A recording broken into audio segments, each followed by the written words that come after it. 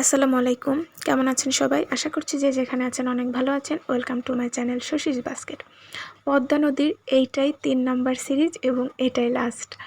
৩টা ভিডিও আমি করেছি কারণ এত সুন্দর একটা পরিবেশ সেটা আপনাদের সাথে উপভোগ একবারে 3 মিনিটের ভিডিও কাভার হয় না। তো এই যে দেখতে পাচ্ছেন মহিষকে গোসল করাচ্ছে। এখানে এই ঘাটটাতে যখন নেমেছিলাম একদম সন্ধ্যা নেমে গিয়েছিল। তো যেহেতু আমি এর আগেও অনেকবার এসেছি, আপনাদের দেখানোর জন্য একটু নেমে একটু কয়েকটা ক্লিপ নিয়ে রেখেছি। আর দূরেও এই যে ঘোড়া দেখতে পাচ্ছেন আপনারা। আচ্ছা, আবার আসছি, আমি ফোনটা ঘুরিয়ে ফেলেছি না। তো ওই যে দেখা যাচ্ছে এই যে দেখে নেন, ঘোড়াকে গোসল করানো হচ্ছে। মহিষকেও গোসল করানো হচ্ছিল। মহিষটা দেখে ভয় পেয়ে গিয়েছিলাম, বাট ঘোড়াটা দেখে ভয় পাইনি। এই সন্ধ্যার সময় বোধহয় যারা ঘোড়ার মালিক বা মহিষের মালিক তারা এখানে বোধহয় গোসল করায়, যেটা আমি বুঝতে পারলাম। এটা আসলে আমি সঠিক জানি না, মনে হয় প্রত্যেক দিন এই সময় গোসল করায় তারা। আর বলবেন যে আগের ভিডিও সেম জিনিস দেখিয়েছেন, এখানেও সেম জিনিস দেখাচ্ছেন, কিন্তু নদীতে আর কি দেখাতে পারি বলেন তো? নদীতে কি দেখাবো? মাছ মারার কালকে ওখানে অল্প একটু দেখিয়েছি, যদিও তারা মাছ পায়নি। যদি পাইতো তাহলে আপনাদের দেখাইতাম। কিন্তু আমার মনে হয় এগুলো ফিল করার জিনিস। আমি জানি না আমার মতন কারা কারা আছেন। আমার তো এইসব প্রকৃতি, নদী, মানে নদী তো প্রকৃতির মধ্যে পড়ে, তাই না?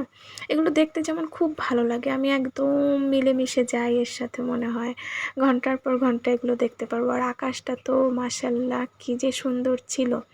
আর এখানে নৌকাগুলো পাড়ে উঠিয়ে রাখছে, খুবই ভালো লাগছিল। ওখানে যেমন একটা পার্ক করা, এখানে পার্ক করা নাই ঠিক, এখানে হচ্ছে একটু ছোটোখাটো কিছু দোকানপাট এমনি আছে স্থায়ীভাবে। আর এই যে এটা দেখছেন, এটাতে নাকি এরা মাছ ধরে রাখে মাঝিরা।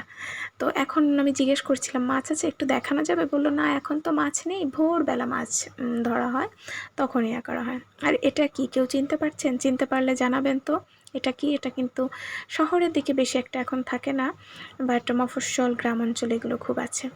তো সন্ধ্যা লেগে গিয়েছিল, যেহেতু ফেরার পথে রাস্তাটা এত বাজে ছিল। আপনাদের তো প্রথম যে ভিডিওটা আমি পদ্মা নদীর সিরিজে দেখিয়েছিলাম, সেটাতে কিন্তু দেখিয়েছিলাম রাস্তাঘাটের অবস্থা খুব একটা বেশি ভালো না।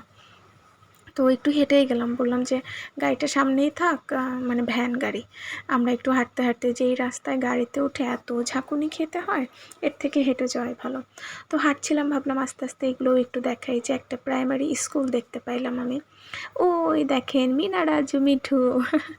কে কে এই কার্টুনটা দেখতেন বলেন? এখনও এর মতন কার্টুন বোধ হয় আর কিছু নেই আমার যা মনে হয়। যত অন্যরকম কার্টুনই আসুক, এটার মতন অন্য কিছু নাই।